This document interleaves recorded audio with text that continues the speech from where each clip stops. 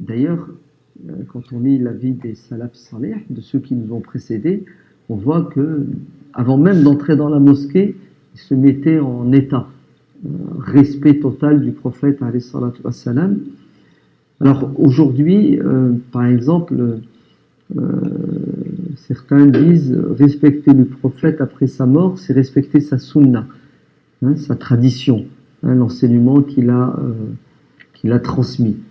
Par exemple, ça ne se fait pas de prendre le jardin des vertueux, Riyad Salihin, le jardin des vertueux, Riyad Salihin, le jardin des vertueux, Riyad Salihin, qui est une compilation des paroles du prophète, alayhi salatu wassalam.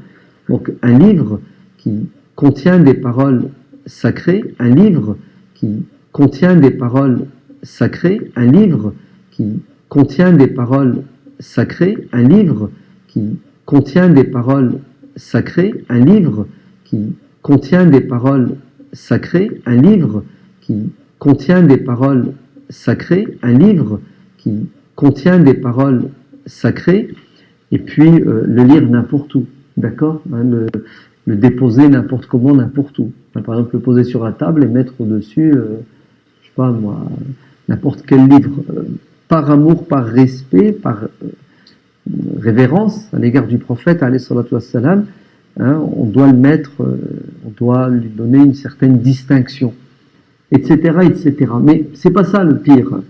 La rigueur, c'est pas la fin du monde si tu as posé Riyad Salihin sur le coin de ta cuisine. Non, c'est pas ça qui dérange. Aujourd'hui, c'est que les gens ne respectent plus le prophète, alayhi salatu wassalam, puisqu'ils vont jusqu'à nier l'existence de sa sunna ou la nécessité de pratiquer la religion à la lumière du modèle prophétique.